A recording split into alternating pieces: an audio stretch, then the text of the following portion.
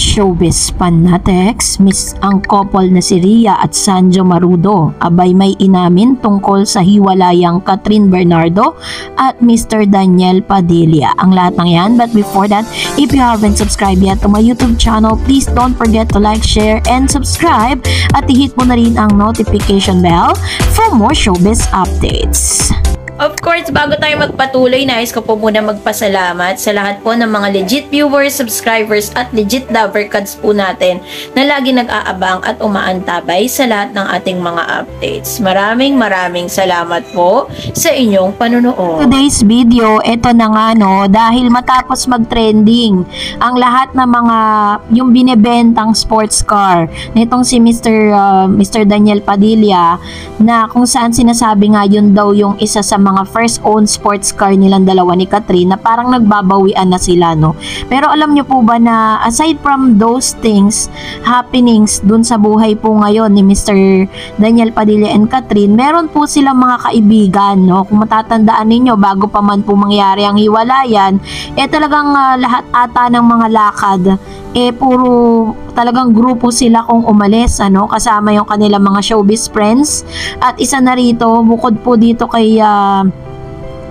sa kanya mga girlfriends, meron din po siyang mga kasamang couple katulad po ni Rhea and Sanjo, kung saan inamin po talaga nila na even sila po ay talaga namang nalungkot sa hiwalayang Catherine at Daniel Padilla, pero wala naman po kasi sila sa posisyon para po awatin or kumampi kahit kanino sa kanila. Kaya naman, dahil dito madami po talagang nagtatanong kung ano kaya ang naging reaksyon o kaninong side kaya pumapanig si Rhea Ataide at Sanjo Marudo sa nangyaring gulo kina Catherine Bernardo at Daniel Padilla. Kasi matapos po ang hiwalayan ay hindi na po natin nakita na parang magkakasama sila ulit. Ang lagi lang po niyang kasama ito si Sasam, ayan, yung kanyang friends na sinasabi ni Miss Carla na isa sa mga nagpo-poison daw di umano sa mind ni Miss Catherine no. Ang dami-rami nang nagdadamay sa kanilang issue, lalo na nung naglabasan ang iba't ibang pangalan ng mga babae na ang iba ay masaya na sa buhay nila bilang misis.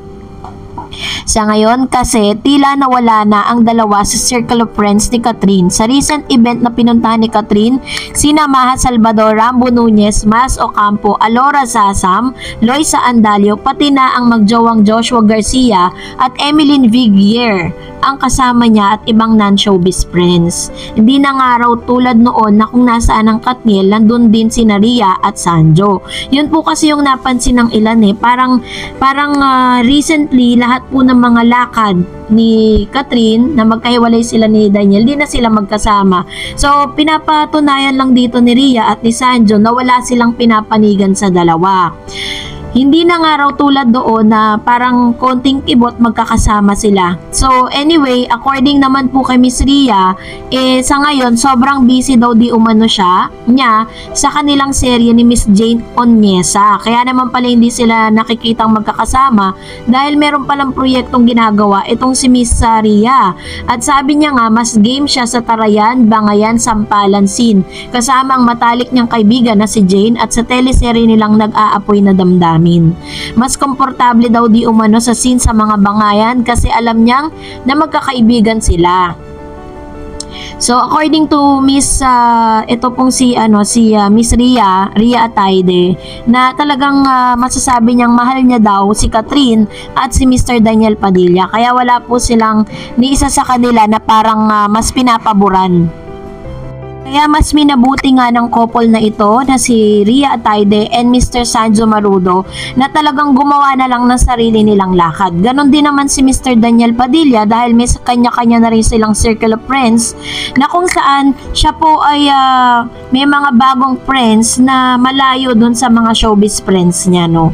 So anyways, maganda naman po yung ginawa nitong magjowa na ito dahil pinapakita lang nila na talagang totoong kaibigan sila nung dalawa, na hindi man or nagkaroon man ng problema ang couple na ito, still nandun pa rin sila sa gitnang part no. Hindi katulad ng sinasabi ng ilan na parang may mga friends po sila na kumampi kay Catherine, meron din kumampi kay Daniel. Pero if you're really a good friends for them, wala kang dapat kampihan. Dapat gitna ka lang, no? Kahit sino pa yung nagkasala, kahit sino pa yung alam natin na suspect or biktima dyan sa part na yan, dapat gitna ka lang. So, dahil dyan, narito naman ang ilan sa mga komento po ninyo patungkol sa ating last update. Magbabasa tayo ng ilan sa mga komento ninyo. Unahin po natin ang comment mula kay Jemiline. Sabi niya, baka lover's car nila yon at may sinakay na ibang girl si Daniel kaya kinukuha ni Kat yung party niya. Sabi naman ni Mr. Tony Santos, shared sina Daniel at Catherine. So, sabi naman ni Miss Marcela Beca Roele, I can't believe it's so sad for me because Kat was suffering so pain for her. Bawiin mo lahat ng dapat sa'yo dahil hindi ka niya minahal ng DJ cheater dahil sobra siyang ginatasan ka lang. May mga niya pati yung mother na inuutangan kayo dahil sa ambisyon ni Carla sa politika.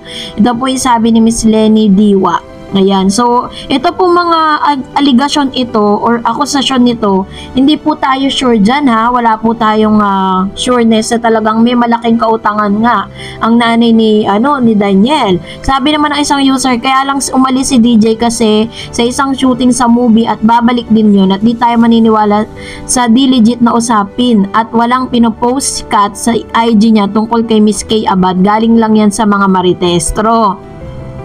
Wala pa naman talagang confirmation patungkol dyan. Sabi pa ng isang user, people who commented on Catherine's that she hurt Daniel are blind. And Mr. Manuel Ponce, sabi niya, good day na lang Miss Darreds. Ayan, salamat po sa inyong mainit na pagsuporta. And of course, sabi ni itong user, no, kung sino man daw yung nag-comment na si Catherine ay nasaktan, Daniel are blind. So, ibig sabihin, parang sinasabi niya na sobrang nasaktan si Catherine pero si DJ parang nagbubulag-bulagan siya dun sa sakit na dinanas ni Catherine sa feeling niya. Sabi ni Chris Tatoper, bakit kung may iba si Daniel, kailangan niya ba talagang ipakita sa mga tao? Alam niya naman na kilalang kilala siya. O baka kayo lang ang may problema, baka kayo ang hindi loyal sa kasama mo.